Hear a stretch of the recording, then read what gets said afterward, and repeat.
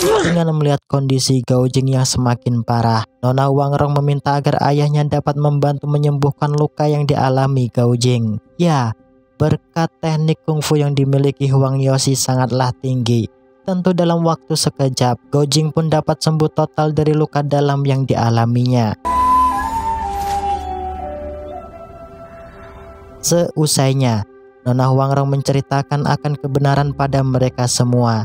Jika semua hal yang mereka alami tak lain ulah dari Ouyang Feng dan Yang Lie yang saat ini sudah menjalin kerjasama. Mendengarkan kenyataan tersebut di hadapan anaknya Huangrong, Huang Yoshi berjanji akan membalaskan semua kejahatan yang mereka lakukan dengan setimpal. Tak berselang lama dari berbincang, Huangrong membawa ayahnya masuk ke dalam ruang rahasia untuk memperlihatkan akan isi ruangan tersebut yang dipenuhi dengan barang-barang berharga di sana.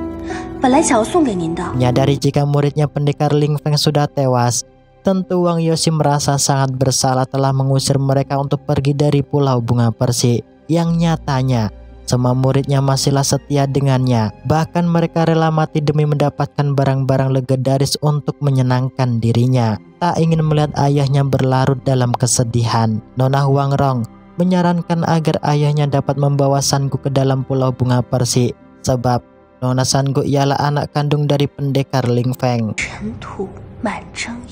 Nona Huangrong yang melihat lukisan curian Ling Feng sangatlah berharga bagi Gaojing. Ia meminta izin ayahnya untuk memberikan lukisan tersebut padanya. Ling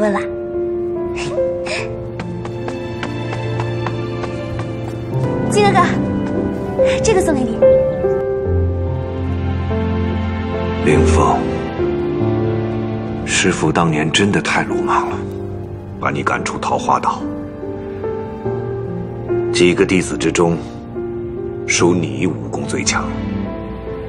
Tak berselang lama dengan sangat tergesa-gesa, Sangu menghampiri dan memberikan sebuah kertas pesan dari Zhou Butong yang memberitahu Huangrong agar tak lupakan acara pelantikan tetua sekte pengemis yang baru. Menyadari akan hal tersebut, Huangrong seketika menanyakan letak keberadaan pusaka tongkat legendaris pemukul anjing pada Sangu. Dengan penuh ketakutan, Sangu mengatakan jika tongkat tersebut ia berikan pada seorang pemuda yang tak lain ialah Yang Kang. Mendengarkan akan hal tersebut, Huangrong yang tak ingin terjadi hal buruk pada sekte pengemis. Ia mengajak Gaojing untuk segera mencari dan merebut pusaka sekte pengemis di tangan Yang Kang. Sebelum pergi, terlihat Huangrong meminta doa restu berpamitan dengan ayahnya. Serta terlihat Gaojing pun juga sedemikian. Ia berpamitan dengan para gurunya. Namun langkah dan kaki kepergian Gaojing terhenti di saat dirinya melihat burung Raja Wali terbang di angkasa. Yang mana hal itu menandakan jika Nona Huang dan yang lainnya sedang dalam masalah besar. Dan benar saja, di sebuah hutan terlihat saat ini pendekar Beizi dan para pasukan utusan Mongol ditangkap oleh pendekar Qianren untuk ia kuliti secara hidup-hidup. Untungnya dengan gesit, Gaojing dan yang lainnya datang tepat waktu menyelamatkan mereka semua. Karena tak memiliki kemampuan apapun, tentu pendekar Qianren ketar-ketir melihat kedatangan mereka. Nona Huangrong yang kesal melihat jika pendekar Qianren lah yang menyebarkan berita hoax. Dengan jengkel ia pun menggamparnya berkali-kali.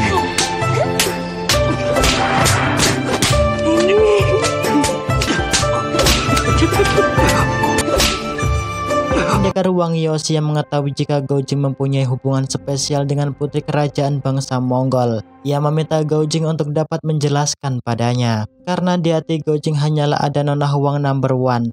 Tentu ia mengatakan jika Nona Huang sudah ia anggap sebagai adik kandungnya sendiri.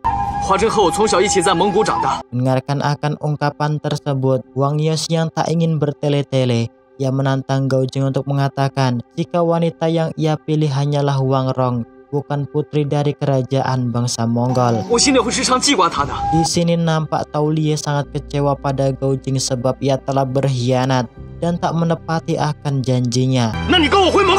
Bahkan Tuo Lie memutuskan hubungan saudara angkat dengan Gaojing. Gaojing yang merasa serba salah, ia kembali menghentikan langkah kepergian mereka. Sebagai seorang pendekar, tentu Gao Jing sangat menjunjung tinggi sebuah janji, yang mana ia tetap akan menikahi Nona Huang, sebab itu sudah merupakan janjinya pada bangsa Mongol. Nona Huang Rong yang mengerti bahwa keputusan Gao Jing tersebut karena terpaksa, dengan sedikit kecewa, ia pun meneteskan air mata kesedihan di hadapan Gao Jing. Karena Gao Jing sudah menetapkan pilihan, Tao Liye mengajak Gao Jing untuk ikut bersamanya kembali ke bangsa Mongol. Namun Gao Jing menolak ajakan tersebut, sebab masih ada misi yang belum ia selesaikan. Dengarkan kenyataan tersebut, Nona Huang mengatakan di hadapan Gao Jing bahwa 1 bulan ke depan ia akan kembali untuk menemuinya di kota Lin'an. Berasa sudah tak lagi ada harga dirinya, pendekar Wang Yoshi juga mengajak putrinya untuk ikut bersamanya kembali di Pulau Bunga Persik. Namun Huang Rong menolak ajakan tersebut, sebab ia belum berhasil mendapatkan pusaka tongkat legendaris sekte pengemis di tangan Yang Kang. Di sini, Huang Rong berjanji akan kembali di Pulau Bunga Persik jika segala urusannya sudahlah beres.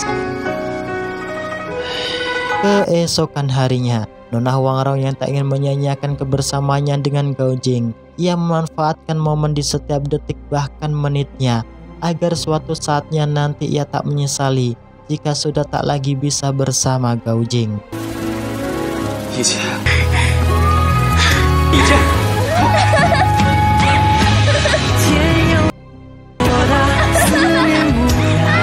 Namun sangat disayangkan, seusai bersenang-senang terlihat Gao Jing sangat sedih melihat lukisan pemberian Huang Rong basah kuyup terkena air hujan.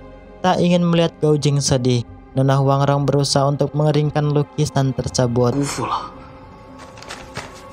Ya, di sini mereka terkejut jika lukisan yang mereka bawa merupakan peta petunjuk yang memberitahu akan letak keberadaan kitab legendaris perang Wumu tersimpan. Yang tentunya saat ini mereka mengetahui jika kitab legendaris perang Wumu tidaklah disimpan di dalam istana kerajaan, melainkan disimpan di sebuah tempat yang terletak di Gunung Tapak Besi. Karena tak ingin kitab legendaris tersebut jatuh di tangan Yang Liye, serta Huang Rong tak ingin melihat Yang Kang menjadi tetua sekte pengemis yang baru. Dengan sangat tergesa-gesa mereka memutuskan untuk mencari keberadaan Yang Kang saat ini. Ya, secara tak sengaja inilah mereka berjumpa dengan salah satu anggota sekte pengemis di saat berada di kedai cabang milik Bok Darmi. Sambil menyantap makanan inilah, Lao Jiu memberitahu Gao Jing bahwa semenjak kepergian Hao Qigong saat ini sekte pengemis terpecah belah menjadi 2 aliran, yang mana satunya identik dengan memakai pakaian yang rapi dan wangi, sedangkan satunya berpakaian selayaknya pengemis pada umumnya, serta kedua aliran tersebut saat ini sering berseteru bahkan tak akur dengan satu sama lain. Di waktu yang bersamaan inilah terlihat Yang Kang juga datang di tempat tersebut. Namun terlihat Huang Rong dan Gao Jing tak mengetahui akan kedatangannya.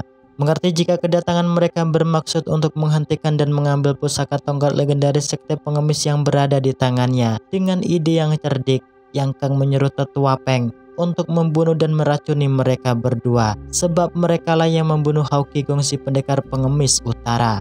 Percaya akan perkataan Yang Kang, Tetua Peng yang tak ingin menyanyiakan kesempatan, seketika dirinya menghampiri Huang Rong dan Gao Jing. Di sini ia mencoba untuk menipu mereka dengan mengatakan jika si pengemis Lao Jiu usai menaburkan racun terbang di makanan mereka. Sebab itulah, dengan niat baik Tetua Peng memberikan obat penawar racun tersebut padanya. Tak percaya akan perkataan tersebut, tentu Huang Rong menolak untuk meminum ramuan yang dibuat olehnya. Menyadari jika aksi pertamanya gagal, Tetua Peng yang ahli dalam ilmu hipnotis, ia kembali menyuruh mereka untuk menatap kedua bola matanya. Dan benar saja, dalam hitungan detik terlihat Gao Jing dan Nona Huang Rong pun seketika tertidur.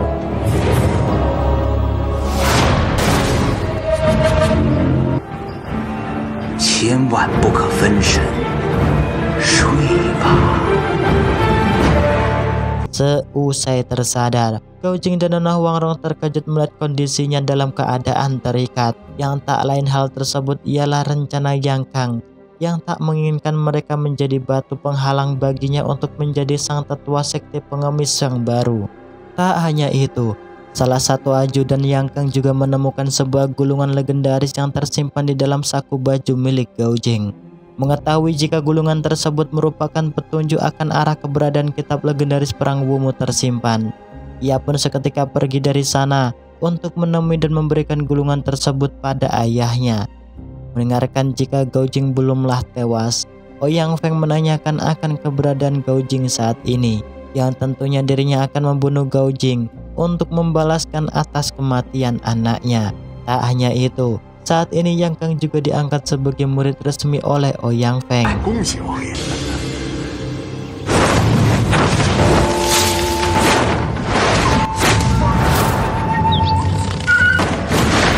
Sedangkan di sisi lain, Nona Qi yang tak ingin melihat Gao Jing dan Nona Huangrong dibunuh oleh Ouyang Feng si pendekar racun barat, dengan sangat tergesa-gesa yang menghampiri para tetua sekte pengemis yang sedang rapat paripurna dengan Yang Kang, yang tentunya saat ini mereka sedang membincangkan akan hukuman mati yang pantas untuk mengadili Gao Jing dan Nona Huangrong. Di sini nampak jika Nona Qi tak setuju bahwa Gao Jing dan Nona Huangrong dieksekusi mati oleh Ouyang Feng, yang mana dirinya lebih setuju jika Gao Jing dan Huangrong digantung di hadapan masyarakat sekte pengemis di saat acara pelantikan tetua sekte pengemis yang baru. Mendengarkan akan ide tersebut sangatlah bagus, tentu mereka setuju akan hal tersebut. Karena tak memiliki waktu banyak, tentu Nona Qi saat ini bingung memikirkan cara agar dapat membawa pergi dan menyelamatkan Gao Jing dan Nona Huangrong. Yang untungnya dengan tak sengaja, ia dapat bertemu dengan kedua pengemis yang hendak meminta sumbangan di dalam istana. Disinilah Nona Qi memberikan sebuah surat yang sengaja ia masukkan ke dalam kue bakpao pada mereka. Kedua pengemis pun sangat terkejut membaca isi surat tersebut, yang memberitahu jika Gao Jing dan Huangrong akan dieksekusi mati di hari upacara pelantikan tetua sekte pengemis yang baru. Dan benar saja, malam harinya di atas gunung ujung Etan, terlihat kedua aliran sekte pengemis sudah berkumpul di sana, yang menandakan jika upacara pelantikan sekte pengemis yang baru akan segera dimulai.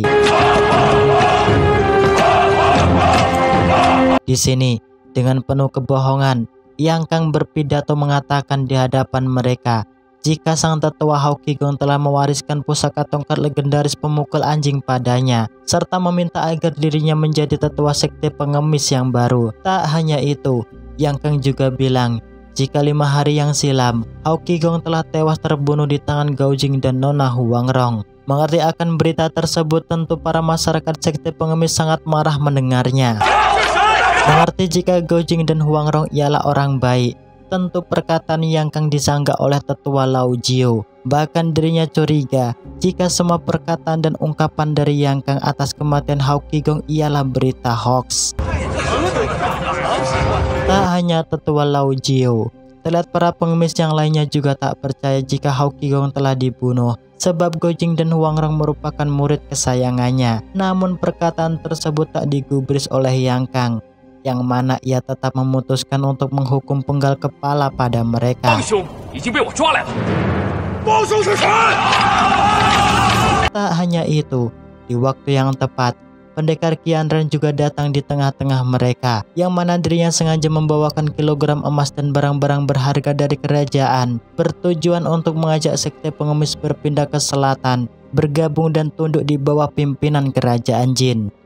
Karena cerdik dan licik, tentu hal tersebut disetujui oleh Yang Kang, yang mana dirinya akan memanfaatkan kehebatan sekte pengemis agar dapat dengan mudah mengalahkan kerajaan bangsa Mongol dan bangsa Song.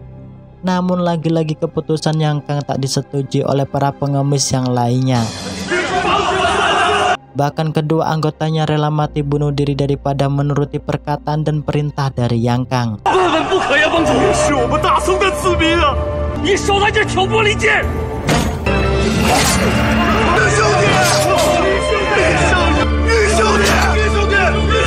Dalam keadaan yang genting inilah, terlihat Gao Jing tiba-tiba mendapatkan kekuatan hebat dan dahsyat seusai melihat dan mengamati formasi bintang di langit,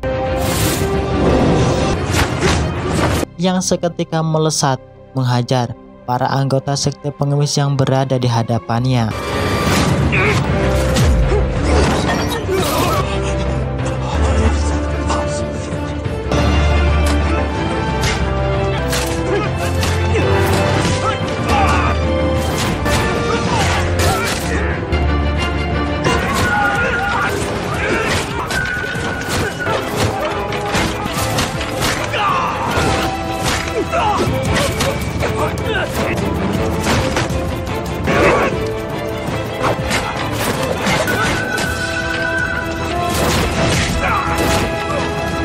Tak ingin menyia-nyiakan kesempatan, Nona Huangrong juga berusaha keras merebut tongkat pusaka legendaris yang berada di tangan Yang Kang.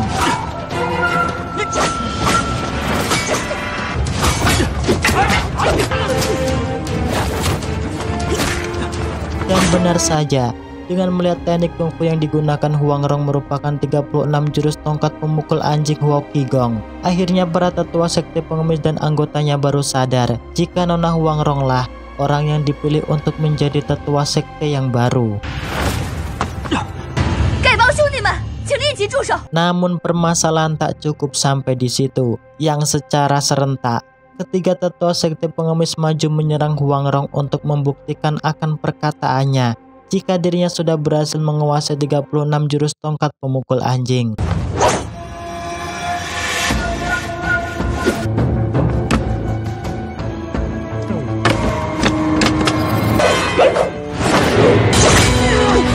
Ya, cukup dengan 5 jurus yang dikeluarkan. Terlihat mereka tak berdaya melawan kehebatan Nona Huangrong.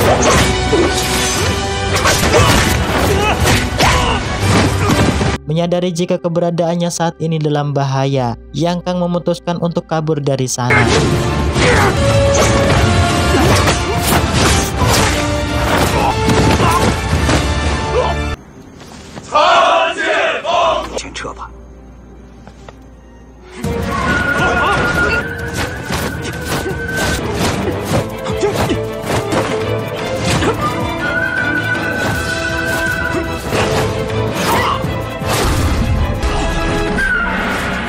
Sesudah menyelesaikan misi yang pertama, esok harinya Gao Jing dan Nona Huangrong melanjutkan misi keduanya untuk mencari titik keberadaan kitab legendaris perang Wumu tersimpan. Di sebuah kedai cabang milik Bok Darmi inilah lagi-lagi mereka bertemu dengan Qian Ren yang sedang melakukan tipu-tipu sulap di hadapan pelayan.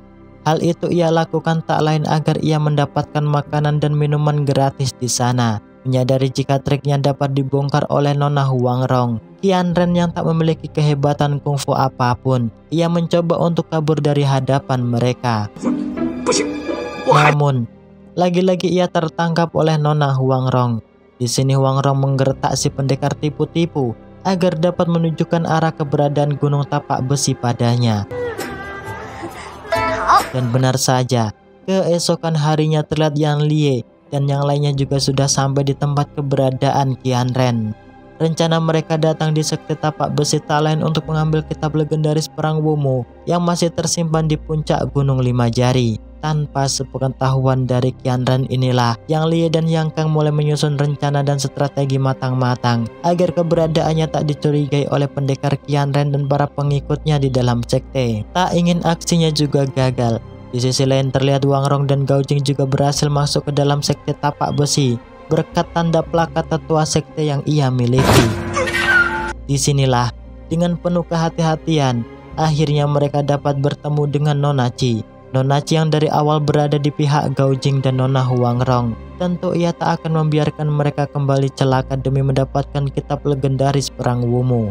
Di sini Nona Qi juga memberitahu pada mereka jika di dalam sekte tapak besi sangatlah banyak jebakan dan perangkap yang dipasang secara sembunyi. Sebab itulah Nona Qi meminta pada mereka untuk selalu tetap waspada dan hati-hati dalam mengambil langkah dan tindakan. Dengan ide cerdik, malam harinya terlihat Yang Lie sengaja mengadakan upacara pernikahan Yang Kang dan Nona Qi di dalam sekte tapak besi. Siasat tersebut tak lain ia lakukan agar pasukannya mudah masuk ke dalam gunung tapak besi, mengambil kitab legendaris perang Wumu tersimpan.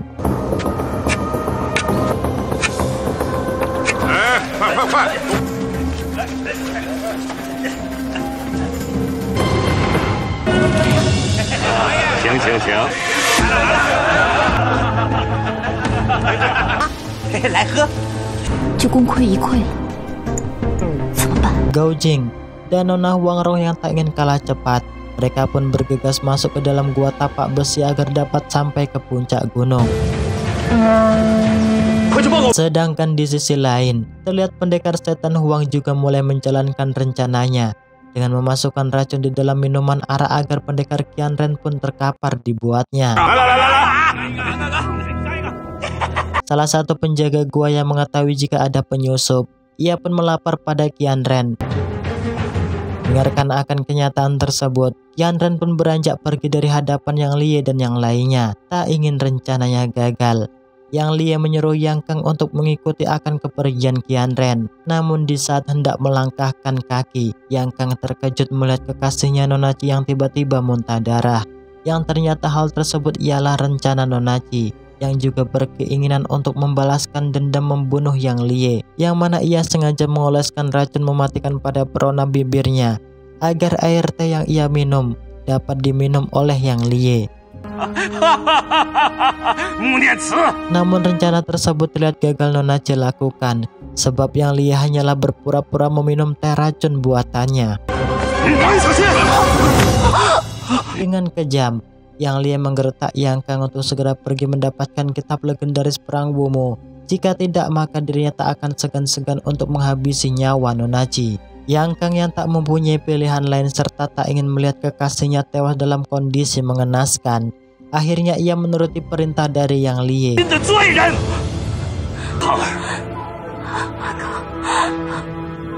Dan benar saja, sesampainya di dalam gua, terlihat Qianren sangat marah pada mereka karena Gao Jing dan Huang Rong telah memasuki dan menerobos wilayah terlarang di Gunung Tapak Besi. Menganggap jika kemampuan Qianren bukanlah tandingannya, Huang Rong dengan bergurau meremehkan dan menyuruh Qianren untuk menyerang dirinya.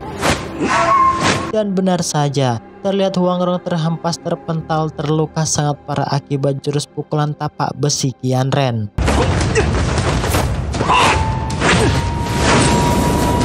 Menyadari jika arak yang usai ia minum beracun, tentu Qianren tak lagi mampu untuk mengejar akan kepergian Gao Jing dan Nona Huang Rong. Disinilah Gao Jing membawa Nona Huang Rong bersembunyi di sebuah gua yang juga merupakan tempat larangan bagi sekte tapak besi. Gao Jing yang cemas akan kondisi Huang Rong, ia berusaha memberikan pertolongan pertama dengan menyalurkan tenaga murni di dalam tubuhnya.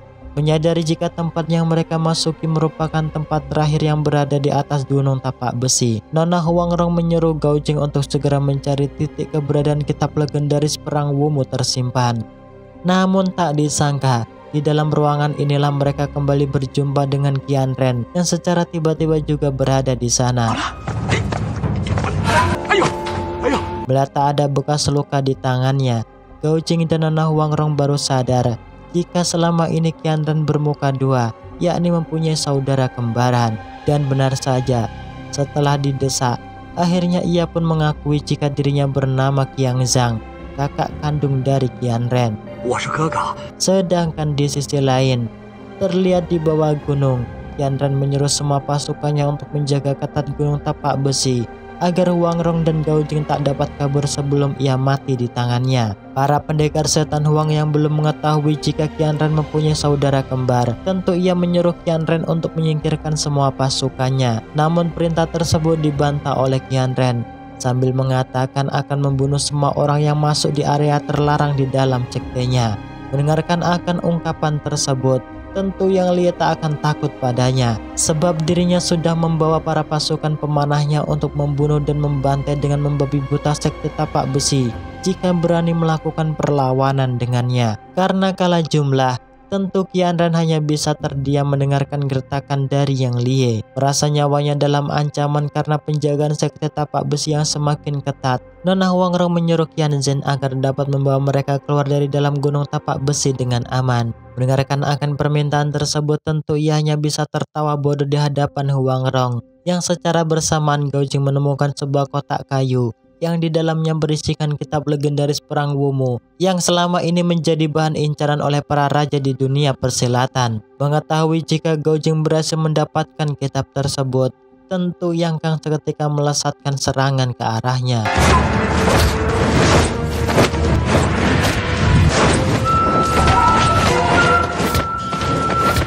Dari bawah gunung itulah Yang Lie melakukan ancaman, yang mana ia tak akan segan-segan membunuh Nonachi jika Yang Kang gagal merebut kitab tersebut di tangan Gao Jing. Dalam keadaan yang bingung dan bimbang inilah akhirnya Nonachi memilih untuk melakukan bunuh diri daripada melihat Yang Lie berhasil mendapatkan kitab legendaris perang Wumu yang akan mengakibatkan bangsa Song dan bangsa Mongol menderita.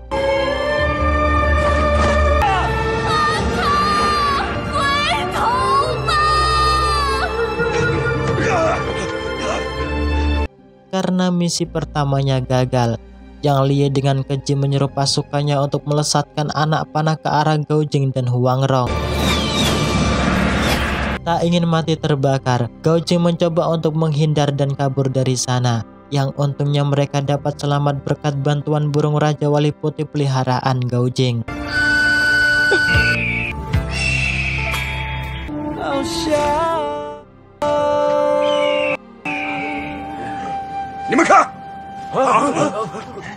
Dengan melihat luka Nona Huang Rong yang semakin parah, serta para pasukan kerajaan Jin dan sekte tapak besi masih mengejarnya, Gao Jing kembali membawa Nona Huang Rong kabur memasuki hutan mistis yang diselimuti embun tebal di sana. Qian Ren yang mengerti jika hutan tersebut sangatlah membahayakan, ia menghentikan semua pasukannya untuk tak mengejar kepergian Gao Jing dan Nona Huang Rong, sebab ia yakin bahwa mereka tak akan dapat keluar dan dapat bertahan hidup di dalam hutan mistis tersebut. Secara tak diduga inilah Gao Jing menemukan sebuah rumah kecil yang terletak di tengah-tengah hutan. Di sini ia memutuskan untuk singgah dan beristirahat sebentar di dalam rumah kecil tersebut. Yang ternyata rumah tersebut dihuni oleh sosok pendekar perempuan berambut putih yang bernama Yinggu. Terlihat di sini Gao Jing juga memperkenalkan dirinya dengan mengatakan jika mereka ialah murid pendekar pengemis utara. Tak hanya itu, Gao Jing juga mengatakan jika saat ini mereka sedang dikejar dan diburu oleh Qian Ren dan para pasukan sekte tapak besinya. Serta Gao Jing mengatakan jika saat ini mereka memerlukan bantuan untuk menyembuhkan luka dalam Huang Rong yang terkena pukulan tapak besi Qian Ren. Mendengarkan jika mereka memiliki hubungan dekat dengan Hao Qigong, akhirnya pendekar Yinggu bersedia menolong mereka dan mengecek akan luka dalam yang diderita Huang Rong. Seusai mengecek, pendekar Yinggu mengatakan jika luka yang dialami Huang Rong sangatlah parah, bahkan ia tak akan mampu lagi untuk bertahan hidup lebih dari 3 hari. Sebab itulah ia menyuruh Gao Jing dan Huang Rong untuk dapat pergi di sebuah kuil ujung kulon agar dapat bertemu dengan seorang tabib sakti yang berada di sana.